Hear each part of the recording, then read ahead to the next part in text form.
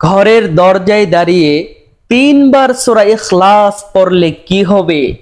বৃষ্টির মতো রিজিক ঘরে আসতেই থাকবে। ঘর থেকে অভাব, অনটন, দরিদ্রতা দরজা দিয়ে দৌড়ায়া পালাইবে। আমলটি খুবই চমৎকার এবং কোরআনি একটি আমল। আমরা তো সবাই চাই বেশি বেশি রিজিক পেতে, ঘর থেকে অভাব অনটন দূর হতে। তো আমলটি সবার জানা থাকা দরকার। তো এই চমৎকার আমলটি কখন করবেন, কিভাবে করবেন, সম্পূর্ণ নিয়ম আজকে ভিডিওতে জানাবো। অনুরোধ করব ভিডিওটি খুবই ছোট হবে, না টেনে শেষ পর্যন্ত দেখবেন। সম্মানিত দিনী ভাই বোন, আপনি যদি আমাদের এই চ্যানেলে নতুন এসে থাকেন, দয়া করে চ্যানেলটি এখনই সাবস্ক্রাইব করে ফেলুন, যাতে এমন সুন্দর সুন্দর নতুন ভিডিওগুলো সবার আগে আপনার কাছে পৌঁছে যায়। বা পেজটি লাইক ও ফলো দিয়ে সাথেই থাকুন। তো চলুন এই চমৎকার আমলটি সম্পূর্ণ নিয়ম আপনাদেরকে জানিয়ে দেই। সম্মানিত দিনী ভাই বোন, কুল হুয়াল্লাহ সূরা বা সূরা ইখলাস খুবই সহজ একটি সূরা। আমরা সবাই এই সূরা পারি। যিনি জীবনে কোরআন শরীফ পড়তে পারে না, সেও এই সূরা জানে। অনেকের তো শুনতে শুনতেই মুখস্থ হয়ে গেছে। তো এই আমলটা আমরা যে চাই সেই করতে পারবো, শুধু নিয়মটা জানলেই চলবে। কুল হুয়াল্লাহ সূরা কিন্তু অনেক দামি একটি সূরা। কোরআনের একমাত্র সূরা কুল হুয়াল্লাহ সূরা, যে সূরার ভিতরে আল্লাহ তাআলা নিজের পরিচয় দিয়েছেন। সুবহানাল্লাহ।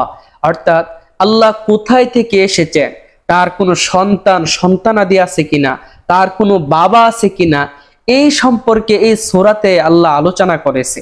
আমরা অনেকেই জানি না। তো কোরআনের এই সূরাটা অনেক দামি একটি সূরা। এই সূরার আমল যদি আপনি করতে পারেন, ইনশাআল্লাহ রিজিকের কোনো অভাব হবে না। তো আমলটি চলুন দেরি না করে আপনাদেরকে এই চমৎকার আমলটি সম্পূর্ণ নিয়ম জানিয়ে দিই। আমলটি কখন করবেন? আমলটি আপনি যখন সকালবেলা আপনার ঘরে দরজা দিয়ে বাহির হন, অর্থাৎ কোনো কাজের উদ্দেশ্যে বাহির হবেন, তখন করতে হবে একবার। আবার যখন বাহির থেকে ঘোরাফেরা করে দরজা দিয়ে প্রবেশ করেন, তখন করতে হবে একবার। তো কিভাবে করবেন? আপনি যখন ঘরে দরজা দিয়ে বাহির হবেন অথবা ঢুকবেন, উভয় বেলা একই নিয়মে করতে হবে আমলটি। প্রথমে ঘরে দরজায় দাঁড়িয়ে 3 বার এই ইস্তেগফার পড়ে নিবেন। যেমন আস্তাগফিরুল্লাহ রাব্বি মিন কুল্লি যামবি ওয়া আতুবু ইলাইহি, আস্তাগফিরুল্লাহ রাব্বি মিন কুল্লি যামবি ওয়া আতুবু ইলাইহি, আস্তাগফিরুল্লাহ রাব্বি মিন কুল্লি যামবি ওয়া আতুবু ইলাইহি। 3 বার ইস্তেগফার পড়া হয়ে গেলে আবার 3 বার এই দুরূদ শরীফ পড়ে নিবেন, যেন আল্লাহ বরকত দান করে। আল্লাহুম্মা সাল্লি আলা মুহাম্মাদ ওয়া আলা আলি মুহাম্মাদ কামা সাল্লাইতা আলা ইব্রাহিম ওয়া আলা আলি ইব্রাহিম ইন্নাকা হামিদুম মাজিদ।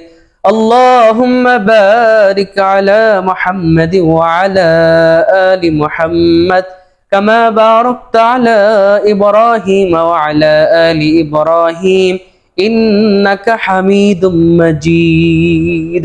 এই দুরূদ শরীফ 3 বার পড়ে নিবেন। পড়ার পরে এবার এই নিয়মে সূরা ইখলাস পড়বেন 3 বার। কিভাবে পড়বেন আমি পরে দেখিয়ে দিচ্ছি। আউযু বিল্লাহি মিনাশ শাইতানির রাজীম। বিসমিল্লাহির রহমানির রহিম।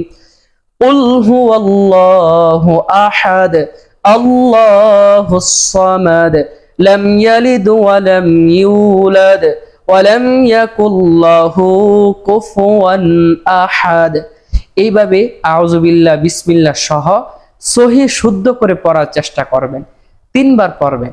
3 বার পড়ার পরে সর্বশেষ আবার প্রিয় নবীর উপর এই দুরূদ শরীফ 3 বার পড়বেন। সাল্লাল্লাহু আলাইহি ওয়াসাল্লাম, সাল্লাল্লাহু আলাইহি ওয়াসাল্লাম, সাল্লাল্লাহু আলাইহি ওয়াসাল্লাম। এই দুরূদ শরীফ 3 বার পড়ার পরে এবার আপনি যে কাজের উদ্দেশ্যে বের হবেন, দরজা দিয়ে বের হবেন।